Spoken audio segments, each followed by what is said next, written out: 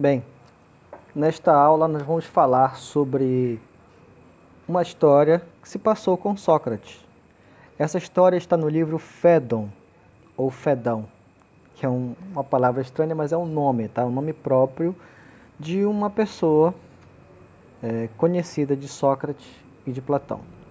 Como já falei antes, Sócrates não escreveu livro nenhum, mas um dos seus discípulos, na verdade vários, mas o mais conhecido discípulo que escreveu sobre Sócrates foi Platão. E Platão faz nesse livro Fédon, um relato interessante. Todo diálogo, todo livro de Platão sobre Sócrates, que fala bastante sobre o pensamento, o modo de pensar, o modo de agir de Sócrates, o modo de filosofar de Sócrates. E esse é o nosso objetivo aqui, mostrar como Sócrates pensava, e ele pensava dialogando, filosofava dialogando, debatendo. Todo livro de Platão sobre Sócrates mostra conversas, personagens, como se fosse uma peça teatral. E nessa peça, nesse diálogo, de nome Fédon, nós vamos ter vários personagens. E um deles, chamado Fédon, vai contar como se passaram alguns momentos em que Sócrates estava já condenado à morte, esperando para ser executado, para beber veneno, cicuta, e o que acontecia em volta dele. Tá? Vamos ler esse trecho então. Fédon diz assim: vou esforçar-me para contar tudo do começo. Tal como na véspera, todos os dias visitávamos Sócrates, e desde a manhãzinha íamos encontrar-nos no tribunal em que se deu o julgamento de Sócrates. Fica perto da cadeia. Ali esperávamos conversando até que a cadeia se abrisse, pois não costumam abri-la muito cedo. Porém, logo que isso se dava, corríamos para junto de Sócrates, e quase sempre passávamos com ele o dia todo. Nessa manhã, reunimos-nos mais cedo, porque na tarde anterior, ao nos retirarmos da prisão, soubemos que o navio chegara de Delo. Por isso, combinamos encontrar-nos o mais cedo possível no lugar habitual. Ao chegarmos, o porteiro que costumava receber-nos veio ao nosso encontro para dizer que esperássemos fora e não entrássemos sem que ele nos avisasse. Nesse momento, nos disse: os 11 estão tirando os ferros de Sócrates e lhe comunicam que hoje ele terá de morrer. Depois de algum tempo, voltou para dizer-nos que entrássemos. Ao penetrarmos no recinto, encontramos Sócrates, que acabava de ser aliviado dos ferros, e Xantipa, esposa de Sócrates. Conhece-la de certo, com um filho pequeno, sentada junto do marido. Ao ver-nos, começou Xantipa a lastimar-se e clamar como de hábito nas mulheres, dizendo: pela última vez, Sócrates, teus amigos conversarão contigo, e tu com eles. Virando-se para Criton, chamado Criton também, Sócrates lhe disse: Criton, leva-a para casa. A isso, alguns dos homens de Criton a retiraram, não cessando ela de gritar e debater-se. Sócrates, de seu lado, sentado no catre, na sua prisão, dobrou a perna sobre a coxa e começou a friccioná-la duro com a mão, ao mesmo tempo que dizia: como é extraordinário, senhores, que os homens denominam prazer, aquilo que os homens denominam prazer, e como se associa admiravelmente com o sofrimento, que passa, aliás, por ser o seu contrário. Não gostam de ficar juntos no homem, o sofrimento e o prazer, não? Mal alguém persegue e alcança um deles, de regra é obrigado a apanhar o outro, como se ambos, com serem dois, estivessem ligados pela mesma cabeça. Quer parecer-me, continuou, que se Esopo que contava aquelas histórias conhecidas da antiguidade, como a raposa e as uvas, a corrida da lebre com a tartaruga, enfim, fábulas. Quer parecer-me, continuou, que se Esopo houvesse feito essa observação, não deixaria de compor uma fábula, uma historinha, resolvendo Zeus por termo as suas dissensões contínuas, as brigas contínuas entre prazer e dor e sofrimento, e não conseguindo, uniu-os pelas extremidades, Por isso, sempre que alguém alcança um deles, o outro lhe vem no rastro. Meu caso é parecido. Após o incômodo da perna causada pelos ferros, segue-lhe o prazer. Então, ele tem dores porque a perna estava presa com ferros, com correntes, e quando tira, tem aquela coceirinha boa, aquela quentura, ele coça, sente prazer, e ele passa então a pegar esse pequeno detalhe para refletir. Sócrates era um bom puxador de assuntos, vocês percebem, né? Nessa altura falou Sebete. Por Zeus, Sócrates, disse, foi bom que me lembrasses. Diversas pessoas já têm me falado a respeito dos poemas que escreveste, aproveitando as fábulas de Esopo, e do hino em louvor de Apolo, escritos que se ele fez mesmo não chegaram até nós, pessoal. Anteontem mesmo, o poeta Eveno, que me interpelou sobre a razão de compor os versos desde que te encontras aqui. Depois de preso, ele começa a escrever. Isso é curioso, pessoal. Por exemplo, alguns filósofos na época do nazismo diziam uma coisa que tem relação com esse tema. Diziam, depois de Auschwitz, depois do Holocausto, do assassinato de milhões de pessoas, não tem como haver poesia mais. Mas será que a poesia não é justamente isso que Sócrates fala, a resistência à dor, a alternativa ao sofrimento? É para se pensar, né? E o que antes nunca fizeras? Ele nunca tinha escrito poemas, o Sócrates, só depois que foi preso e esperou a morte por alguns dias. Se te importa deixar-me em condições de responder a Eveno, quando ele voltar a falar-me a esse respeito, e tenho certeza que o fará, instrui-me sobre o que deverei dizer-lhe. O que eu vou dizer para Eveno quando ele perguntar que doidice é essa, que Sócrates está lá esperando para morrer, fazendo poemas? Então dize-lhe a verdade, Sebete, replicou, respondeu Sócrates, que não me movia o desejo de fazer-lhe concorrência, nem aos seus poemas, quando compus os meus, o que, aliás, tenho certeza, não seria nada fácil. Trata-se de simples tentativa para rastrear o significado de uns sonhos e cumprir, assim, minha obrigação, no sentido de saber se era essa modalidade de música que me recomendavam com insistência.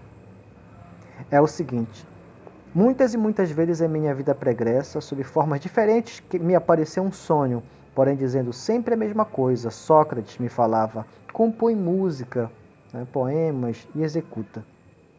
Até agora, eu estava convencido de ser justamente o que eu fizera a vida toda, o que o sonho me insinuava e concitava a fazer, me estimulava a fazer. A maneira de como costumamos estimular os corredores. Desse mesmo modo, o sonho me exortava, me ensinava, me estimulava a prosseguir em minha prática habitual, a compor música, por ser a filosofia a música mais nobre, e a ela eu dedicar-me. Olha só, ele faz muitas comparações. Para Sócrates, ele é como se fosse um músico, um poeta, só que a poesia dele é a filosofia. Segundo ele acreditou que na vida toda ele fez poemas, porque para ele a busca da verdade é a coisa mais bela que pode existir. E ele fala dessa comparação, fala que os sonhos pedem para que ele não pare, ou para que ele comece a compor. E essa ideia de que um corredor, alguém que está competindo é estimulado, porque a gente torce, a gente vai, estimula ele, ele diz que existe esse estímulo também para ele, essa vontade de pensar, de debater, dialogar. O filósofo é estimulado a isso. Tá? Agora, porém, depois do julgamento e por haver o festival do Deus adiado minha morte, porque ele não foi condenado à morte, não foi executado logo porque tem um festival aos deuses gregos, talvez ao deus Apolo, não me recordo agora.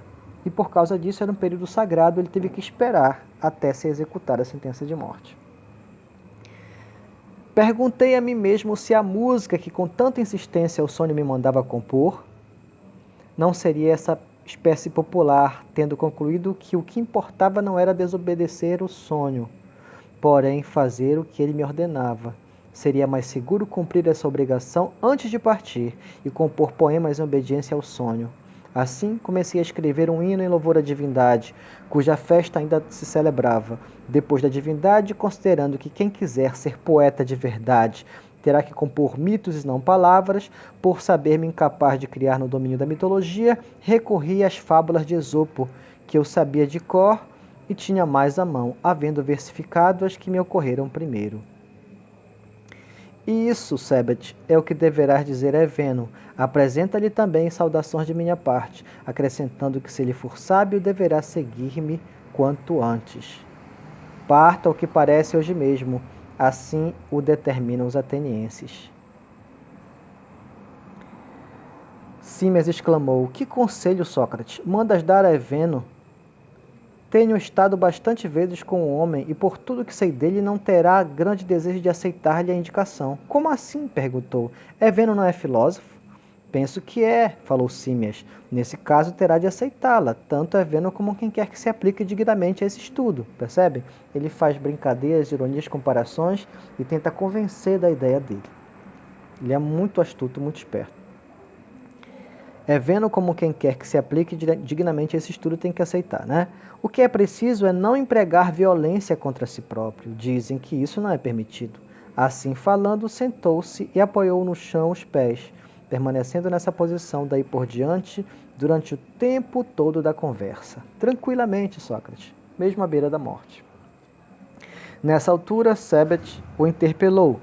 Por que disseste, Sócrates, que não é permitido a ninguém empregar violência contra si próprio, se ao mesmo tempo afirmas que o filósofo deseja ir após de quem morre?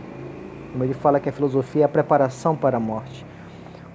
Como Sebet, nunca ouviste nada a esse respeito, tu e Símias, quando convivestes com Filolau? Ouvi, Sócrates, porém muito pela rama, muito sem entender muito, né, pelas beiradas. Sobre isso eu também só posso falar de oitiva, do que ouvi, Sócrates fala. Porém, nada me impede de comunicar-vos o que sei. Talvez mesmo seja quem se encontra no ponto de migrar para outro mundo, quem está quase para morrer, né? Que compete investigar acerca dessa viagem da morte e dizer como será preciso imaginá-la. Que melhor coisa se poderá fazer para passar o tempo até o sol baixar? Sócrates vai dizer então, qual a melhor reflexão filosófica podemos ter agora e fazermos aqui juntos?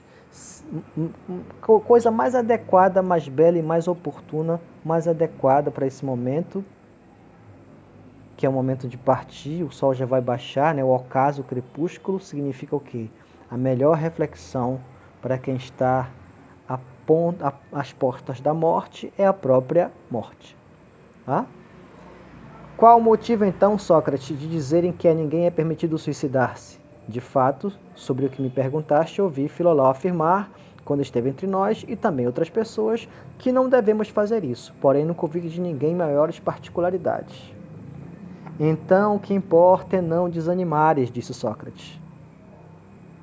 É possível que ainda venhas a ouvi-las. Talvez te pareça estranho que entre todos os casos seja este o único simples que não comporte, como os demais, decisões arbitrárias segundo as circunstâncias, a saber, que é melhor estar morto do que vivo.